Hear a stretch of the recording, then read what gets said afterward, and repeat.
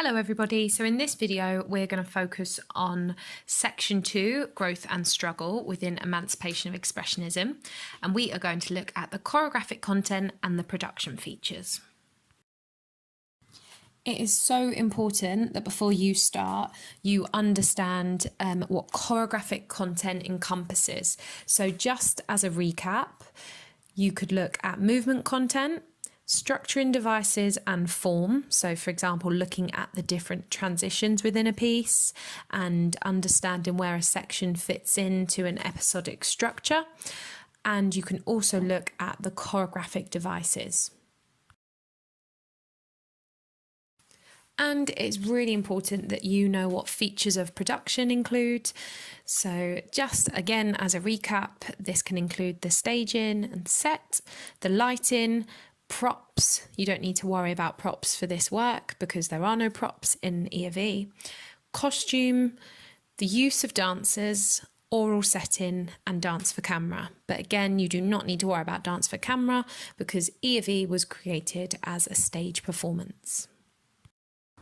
Please now go to the section C, Dance Anthology Frog Sight, and watch section 2. Make a note of key choreographic content moments and key production features within this section. The resources you will need are your E of E booklet that you are going to fill in whilst you're doing this work, and it also might help you to have your C2 revision guide as well to help, because there are some extra points in there that you could add to your work. Let's now have a look at choreographic content. Before we move on, just have a think to yourself, what 3 things does this include? Okay, so let's have a look at the movement content in Growth and Struggle. A few examples for you. Let's have a look at actions to start with.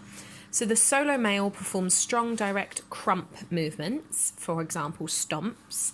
And these movements obviously contribute to that style of crumping technique. The ensemble group perform with bending knees and flexed hands, and they use animation techniques, which matches the aural setting.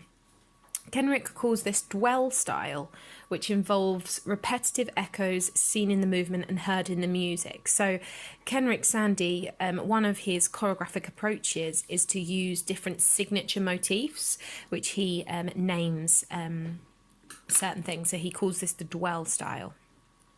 The solo male performs pulling gestures with his arms and body, which control the ensemble while they repeat these dwell style echo movements. I've said that this could communicate the choreographic intention of order and chaos, as there's contrast in the actions being performed on stage, and moments like the pulling gestures also highlight the idea of a physical structure, which is what this section is all about. Okay, if you have a look now and think about what other actions you can see and how it might contribute to the piece. Dynamics. So the ensemble enter from the wing in slow motion. They echo some of the gestures of the solo dancer quickly and directly, but then they go back into slow motion. It creates interesting dynamic changes and complements the snare drum sound that you hear in the music. And in that rugby scrum moment, which is a real key image for this section that I always remember when I think about growth and struggle, you see the solo male dancer's movement getting faster and more vigorous, which is a highlight moment. So that's a choreographic device that's used. And it links to the idea of growth and struggle. Okay, moving on to space. Think about where they enter from. So they come from the downstage right wing as the solo male dancer stands centre stage, facing towards the ensemble and the source of light. This complements the lighting design as the dancers enter from the long pathway of that bright white light. And the group, there's one moment where the group form a tight huddle upstage left. They're in the background here, and this is further emphasised with the dim blue spotlight, making them feel even further away from the audience.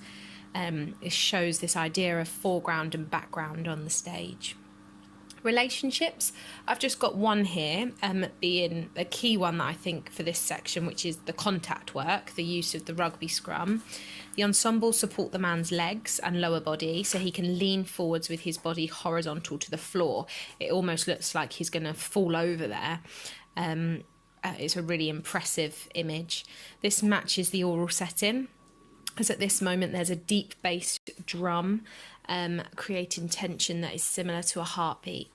Please have a look at this section again and add in some of your own examples under action, space, dynamics and relationships, or RADs as you can remember them. So as I discussed in the first video, this piece has an episodic structure. So it's a piece of work with an overarching theme and different sections which relate to that theme. And this is section 2 of 4, contributing to our understanding of this emotional journey. And this section is all about growth and struggle within that journey. There's a logical sequence and it builds in intensity, this section, just like the first one did as well. And it ends with that rugby scrum image. The man looks like he may fall out of this contact position, and it ends with an electronic screech sound which signals the lights to suddenly go into blackout, and then that's the end of the section. Okay, and last element of choreographic content is choreographic devices. So please make sure that you familiarise yourself with the different choreographic devices. 2 that I've picked out here are unison and canon. So you see the group at the back in the dim light perform most of that phrase in unison, which adds to this idea of order. And within the rugby scrum, the solo male dancer repeats 4 direct arm gestures above his head, and the ensemble then come up to stand in a cumulative canon, so a few dancers at a time. This creates an interesting effect as dynamic changes from sharp to smooth, which is seen a lot in Kenrick's movement dynamic. Please have a look at the section again and think about what other choreographic devices you can see within the piece. Let's now have a look at production features. Aural setting in growth and struggle. So thinking about what we can hear now, you've got powerful repetitive drum beats which support the melody in the opening of this section. Just like the first section, the aural setting aims to surprise and capture the attention of the audience, complementing the lighting design with the pathway of light. It's all a big sort of surprise and captures the attention of the audience watching. The drum beat has a syncopated rhythm, meaning that the accent is shifted so that the second beat falls slightly after the regular tempo, which creates a different rhythmic pattern to the first section. So just have a listen to that, and this adds contrast and variety between the sections. And within this section as well, it also features vocals, which with lyrics that say, "I think you're the one," and the word is repeated to create an echo. Movement style also corresponds to this in this what Kenrick calls the dwell style. So in this section there are the 2 different groups doing the different phrases in these 2 large formations. This creates a real visual impact for the audience, doesn't it, when you think about that, and as well as the lighting in that moment as well. It's quite effective for the audience. There's a moment with the large group holding back the one dancer in that rugby scrum image, which could show this idea of struggle. And gender is not divided through the costume, as we've already spoken about, which shows order. There is no set. It's the proscenium arch stage, which allows the audience to fully focus on the movement, and I also spoke about in the first section as well. So what other contributions do you think that gives? Okay, and the lighting. So there's a bright white neutral light and smoke that emerge from the downstage right wing, which creates a pathway of light across the stage that gradually decreases in brightness the further it extends towards stage left. Okay, and there's a dim blue spotlight which highlights the tight huddle upstage left. So let's have a think about the contributions.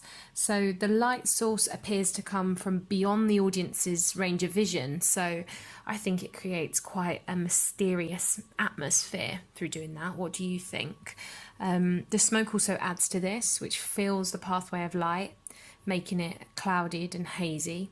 And as the dancers are being lit from the side only, it also generates shadows and darkness on the front of their body as they enter the stage, which is an interesting effect. When that blue begins, that really complements the costume and the signature colour of boy blue. So, and it adds, which we've already spoken about, that foreground and background, which allows for a contrast to be made on the stage. Just a reminder of the costume. I do go through this in detail on the first video, but the costume remains the same throughout the work.